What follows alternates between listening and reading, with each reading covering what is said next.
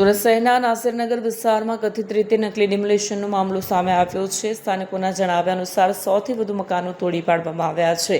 ડિમોલિશનના જવાબમાં સ્થાનિક લોકોએ સુરત મ્યુનિસિપલ કોર્પોરેશન કચેરી સામે ઘેરાવ કરી વિરોધ નોંધાવ્યો છે। લોકોનો ઘર તૂટતા ગુસ્સો ઉકળી ઉઠ્યો હતો અને તેઓએ જવાબ આપો, હિસાબ આપોના નારા લગાવ્યા।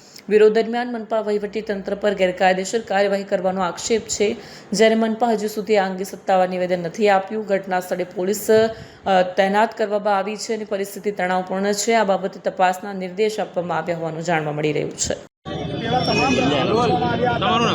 Harshad Jariwala, ward number 12 corporator. જો અમે રજૂઆત કરવા આવ્યા છે કે હવે વાત ભૂલી જાઓ કે એસએમસીએ ડિમોલેશન કર્યું કે નહીં કર્યું।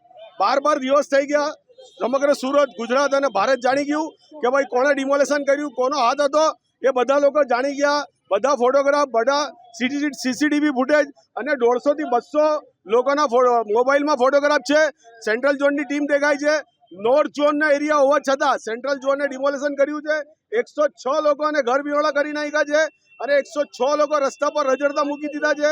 એ લોકોને ખાવાનું નથી, પીવાનું નથી, કોઈ વસ્તુ નથી। અમે 2 તારીખથી અહીંયા માંગણી કરી હતી કે ડિટેલ આપો, બિલ્ડરનો પ્લાન પાસ છે, સીડી સર્વે નંબર શું છે, રેવન્યુ સર્વે નંબર શું છે, નાસિરનગરને કેમ ડિમોલિશ કરવામાં આવ્યો, કયા અધિકારીનો ઓર્ડર હતો, એ લોકો પાસે કોઈ લેટર છે કે નહીં, પણ અત્યાર સુધી કોઈ માહિતી આપતા નથી। જ્યારે ચૂંટાયેલા કોર્પોરેટરોને કોઈ માહિતી નહીં આપે તો સામાન્ય માણસને શું આપવાના?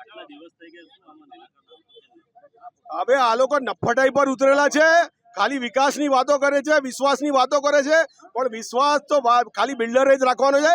ગરીબ માણસે કોઈ વિશ્વાસ રાખવાની જરૂર નથી। ગરીબ માણસે આવી રીતે જ મરી જવાનું છે। આ તો સમગ્ર આમાં બહુ મોટું ષડયંત્ર છે। એ તો ખબર જ પડી જાય છે કે ડિમોલેશન થયા પછી સ્ટેન્ડિંગ કમિટીના ચેરમેન એમ કહે છે કે ડિમાર્કેશન થયું છે। ડિમાર્કેશન અને ડિમોલિશનમાં કેટલો ફરક છે અમને એ સમજાવે। આપણું નામ? મારું નામ શેખ મોહમ્મદ સોહેલ છે।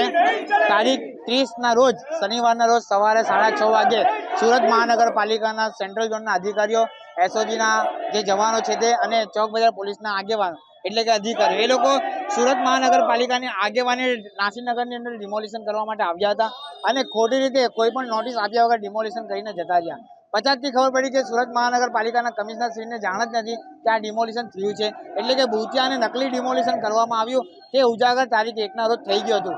ત્યારબાદ સતત નાસિરનગરના રહેવાસીઓ પોતાના ન્યાય માટે લડત લડી રહ્યા છે।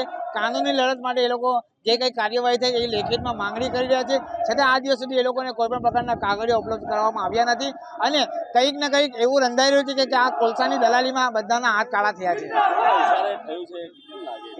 જે ડિમોલિશન થયું છે એની બાજુમાં શૈલેષ બગદાણા નામના બિલ્ડરની જે બિલ્ડિંગો બંધાઈ છે તેની બિલ્ડિંગો છે, એની નોટિસની અંદર, સુરત મહાનગરપાલિકાની નોટિસની અંદર ઉલ્લેખ કરવામાં આવે છે કે કોઈ પણ પ્રકારની પરવાનગી વગર બાંધકામ કરવામાં આવ્યું છે અને ખાડો ખોદવામાં આવ્યું છે એ પૂરવામાં આવે, એટલે કે આ ઉજાગર થઈ ગઈ છે કે આ પરવાનગી વગરના બાંધકામના લીધે આ ડિમોલિશન કરવામાં આવ્યું છે।